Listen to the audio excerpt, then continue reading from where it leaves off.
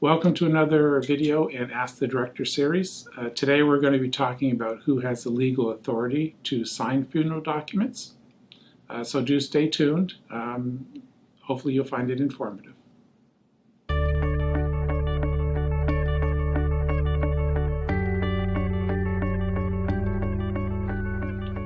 Welcome to another in the Ask the Director series. Today's topic is going to be who has the legal authority to sign funeral documents. And this topic can be a bit confusing for families, so I'll try to add some clarity. California Health and Safety Code 7100 determines who has a legal responsibility for signing funeral documents, or perhaps a better way to say it is who has the right to control the disposition of the remains of the deceased person. And the state does this by means of degrees of kinship. So obviously all persons signing must be competent, and except for spouses and parents, all people must be over 18 years of age, well, at least 18 years of age.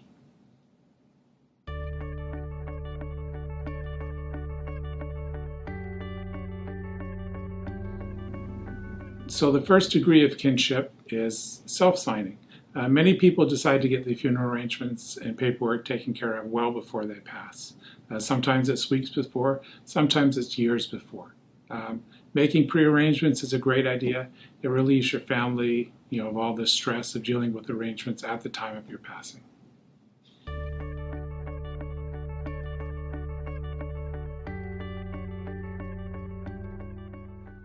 So the next level of kinship is durable power of attorney for healthcare.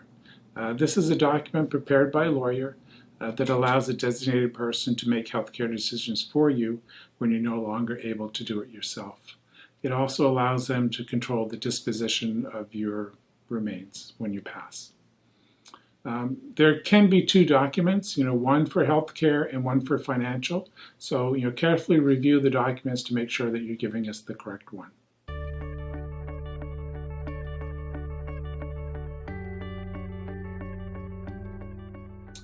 Next level of kinship is a spouse or registered domestic partner. A spouse or registered domestic partner can sign, and note the word there is registered.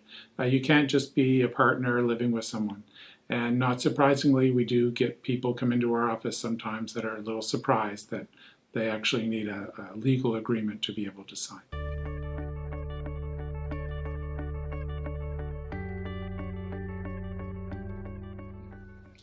Next level of kinship is a person's children. It's very common for children to sign their parents' funeral documents. This would be required if the parent was never married, divorced, a widow, or widower. Also, it requires that the majority of the children sign. So let's say there are 3 siblings, we would need signatures from 2 of them.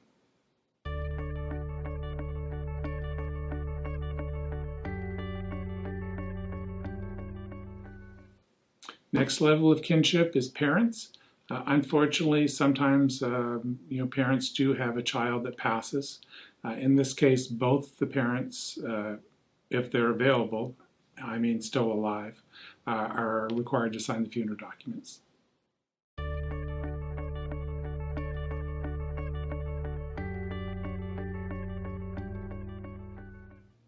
The next level of signing authority is siblings. Often individuals who pass, their parents have also passed. If the deceased did not have children, the deceased siblings are required to sign the funeral documents. And again here, it's a majority of the siblings. Usually by this point, we've determined a next of kin. But on some occasions, we do have to go deeper into the family tree, talking with grandparents, grandchildren, nieces, nephews, cousins. Hopefully this will answer some of your questions about levels of signing authority. Please do like this video and watch other videos in Ask the Director series.